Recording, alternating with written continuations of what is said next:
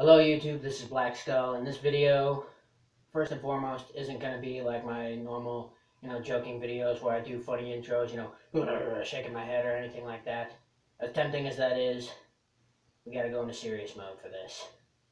Now, as you probably all know, May 22nd of every year is World Goth Day, and unfortunately, as good as that is for all of us, that's also something to think about in a sense that um, you know we face a lot of hate for the things we do as far as aesthetical decisions, and one of them being the fact that we pay for it with our lives.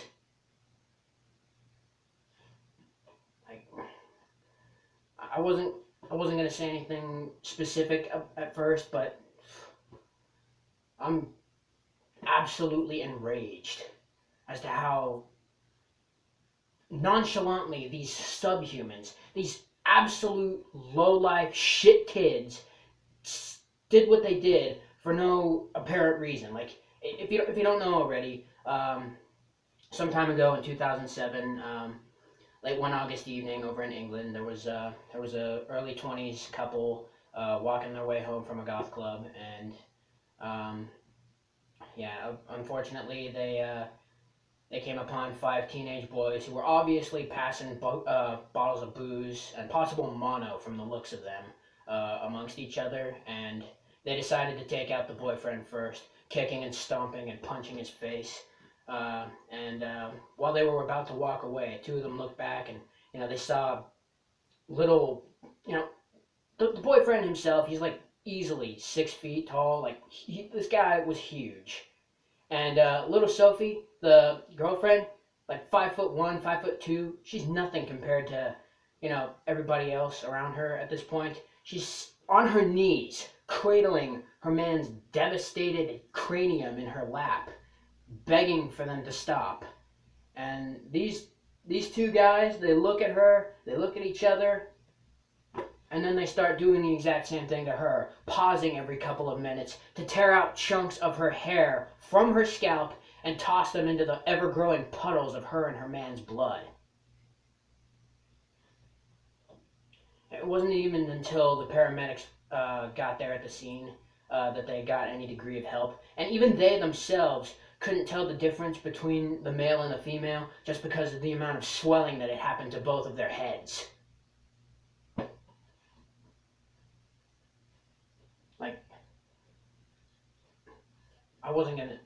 Oh God! Like, the mother of the lady, Sophie's mother.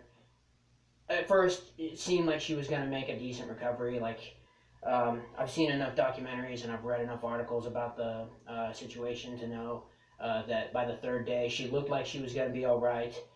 But the minute they took her off life support, she started violently convulsing and throwing up and occasionally murmuring, "No, no, no." Like, that alone shows that something's not right. That alone shows that the damage was more than just minor cuts and scrapes. Like, how the hell do you have the guts to just violently kick someone you don't even fucking know to the point where they can't even be recognized? Her head was easily twice the size of her boyfriend's head, like, to the point where they can't even.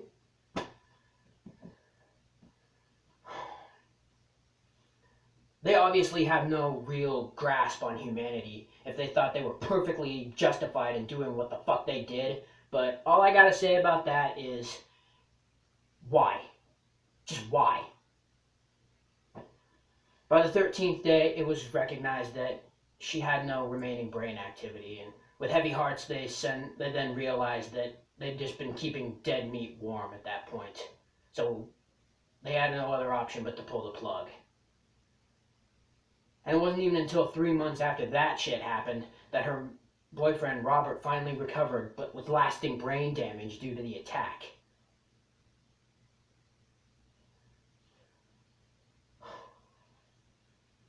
Anyway, so yeah, all I gotta say is just like, to the people out there who are watching this and they automatically, I can already tell they're gonna do one of two things.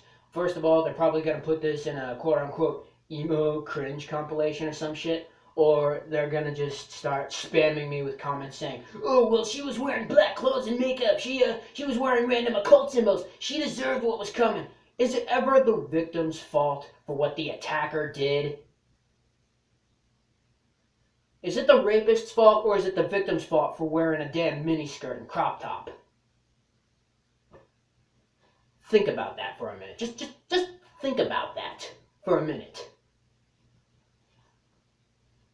Like anyone with a twisted out proportioned sense of morality that thinks they're perfectly justified in taking another life simply because their aesthetical choices are different than them, they may as well just kill themselves. And I don't typically condone suicide, nor would I ever partake in it. But those people are better off leaving oxygen to people who are worthy of breathing it. I'm sorry, but that's just the way it is what it is. I'm sorry if this the beginning of the video turned out to be a bit of a rant. I'm sorry, but just even though I've known about this for like 2-3 years now, it still pisses me off. And just like why? Just why? But complaining and whining about it isn't going to do anything. Fortunately enough, her parents have Sophie Lancaster's parents. They've created a foundation in her memory, and they did this deal where they took each letter out of her name, and I forget what it's called. There's a word for it, but they took out each letter of her name to spell out a sentence. Stamp out prejudice, hatred, and intolerance everywhere. Because the real difference between us Goths and the so-called normal people is that we strive to stamp out prejudice behavior, not people's heads. Alright, so if you've ever bothered to look up what that sort of stuff is, like if you've bothered to go to the site, I still don't have one of the bracelets, I'll admit. I'm still struggling to get a hold of them. Like the process to order them is complex, and I'm incompetent when it comes to ordering stuff online, but I'll find a way. And if you don't already possess one of those bracelets, I definitely suggest you go to their site. But yeah, happy World Goth Day. May Sophie rest in peace. And hopefully this August, around that time, I'll have done something special for her. Like I've been wanting to do something special for her.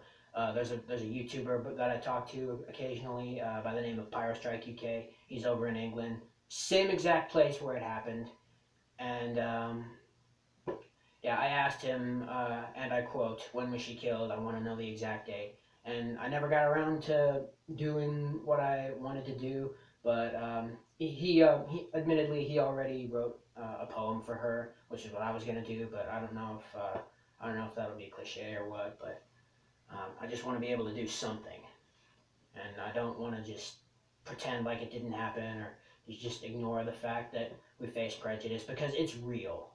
It's the same as racism, really. I mean, yeah, we choose to look this way, and we could easily take all this stuff off if we wanted, but the thing is, we don't want to, and we shouldn't have to just because random strangers aren't pleased to look at it. We gotta look at them and their lacking appearance. But yeah, that's all I gotta say. Um, I apologize if I struck you as violent or hateful or whatever, but I'm done, man. There's no other way of expressing how I feel at this point about the issue. And at the end of my videos, whenever I say I love you to all the people watching, I genuinely mean it, because essentially we as Goths are sort of like a family, because we share similar interests as far as music and clothes and the overall aesthetic that we put into our houses. Well, currently I'm stuck living with the rest of my family right now, so I don't typically have that sort of luxury, but as soon as I'm out on my own, that's just going to be a bonus for me.